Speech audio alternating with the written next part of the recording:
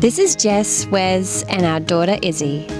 After selling our house and most of our possessions at the end of 2021, we've packed up our van Bevan to tour Australia. We are Life is VANderful.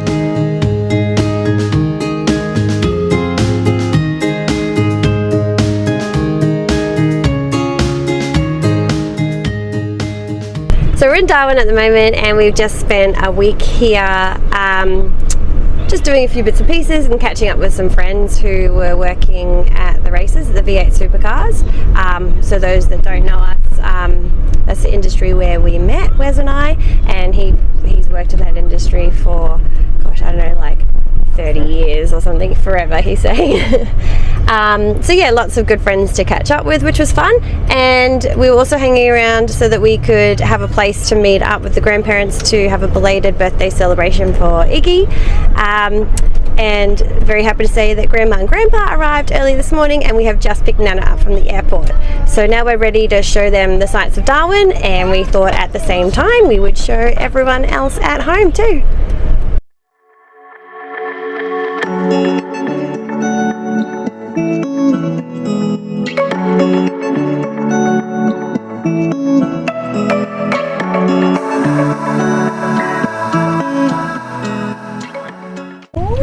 So we are in Darwin, and it is our second week in Darwin, and the in-laws and my mum have decided to join us to celebrate Izzy's birthday, her second birthday.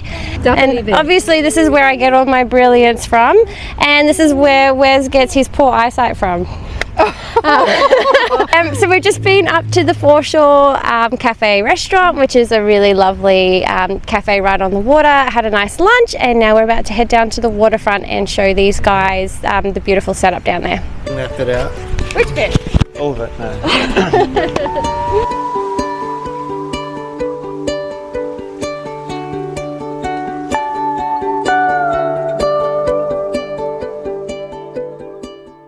This is one of the best parts of Darwin City for us.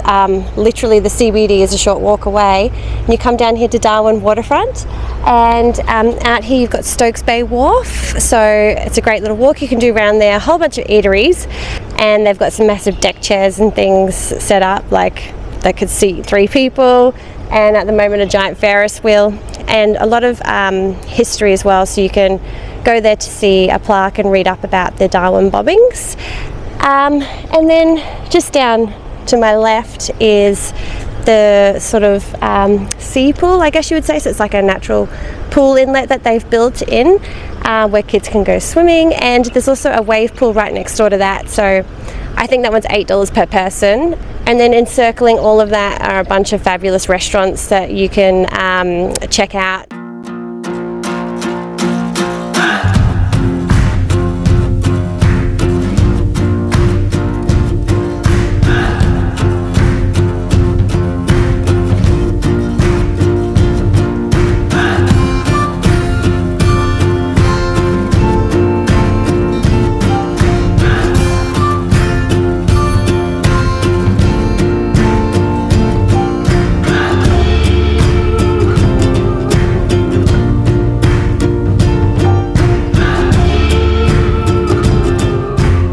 So we just had a welcome to country, Larrakia country, a ceremony that they were doing down at the waterfront, and the gentleman who was conducting the ceremony said that his people are saltwater people, so they like to do a welcome to country in the salt water, and what they do is they get his swear and your swear, and then they put it together in the water, and then that means that now his ancestors will be looking over us.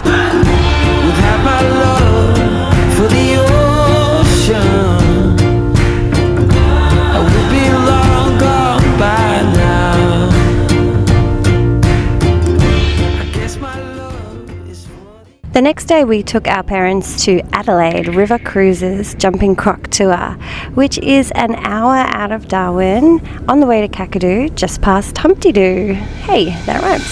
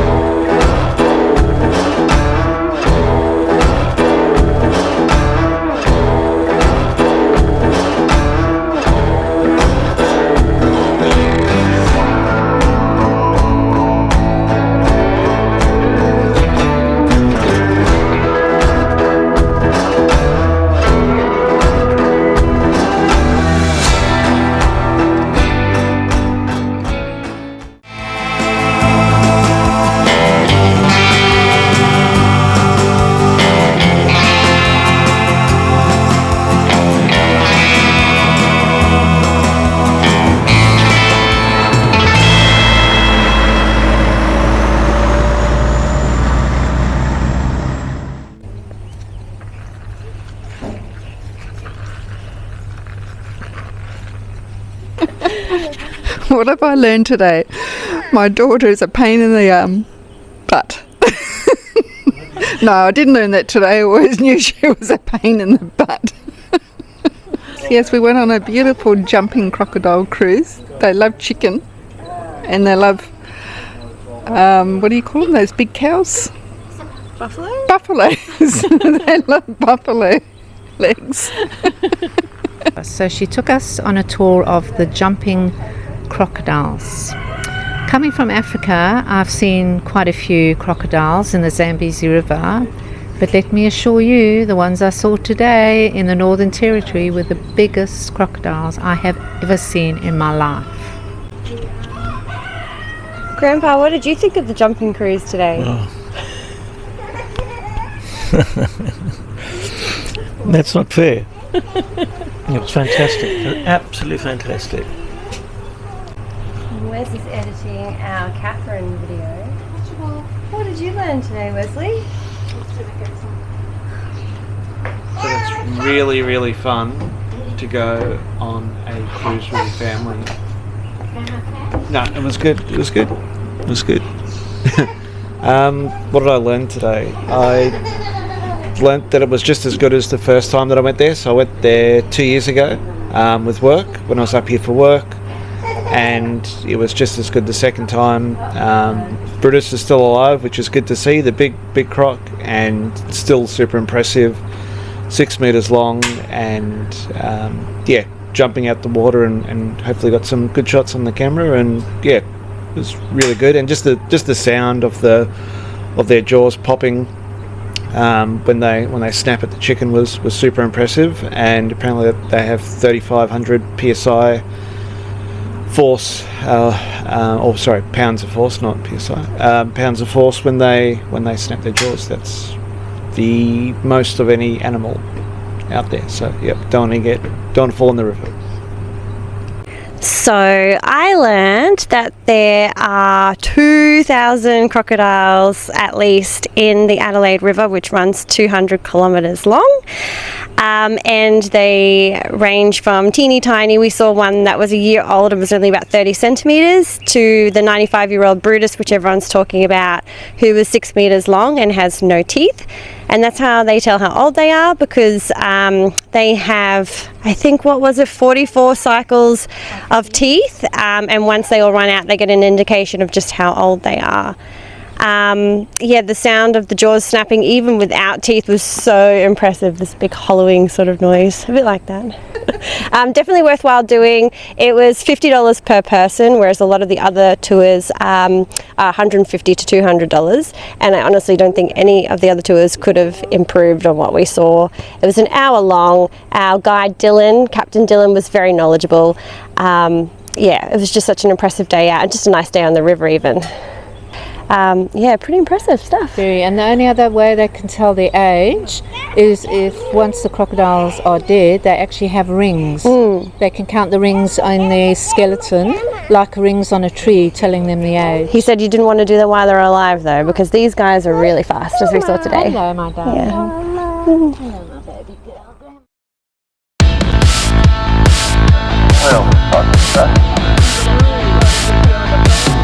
We were lucky enough that the Can Regatta was on whilst we were in town, and this is where different groups make boats out of beer cans.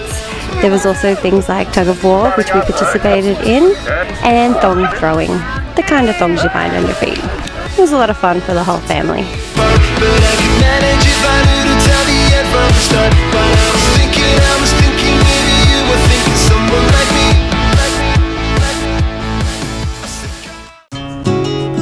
The Can Regatta was on all day, so we broke up the events by crossing the road to explore the beautiful botanical gardens.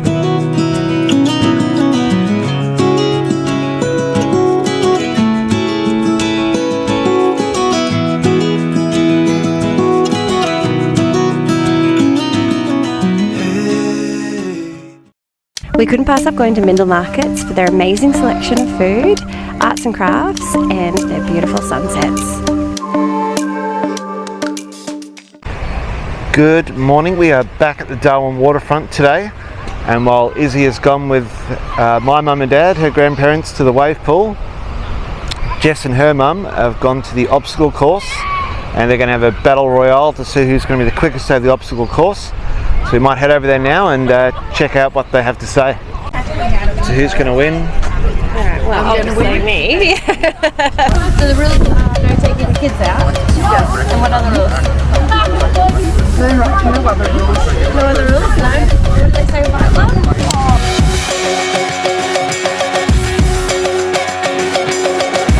And they are off.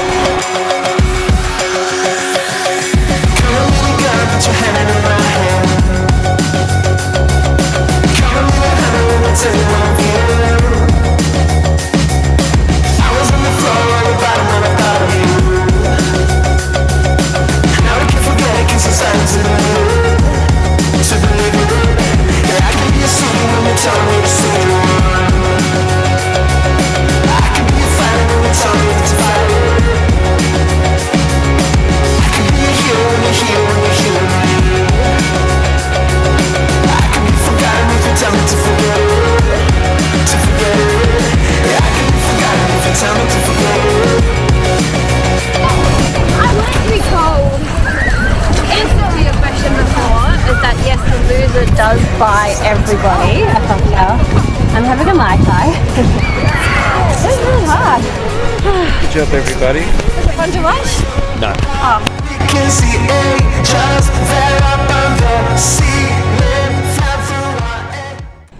Good morning. It's our last morning here in Darwin. We've had a great, I think it's almost been a month up here, but especially over the last week.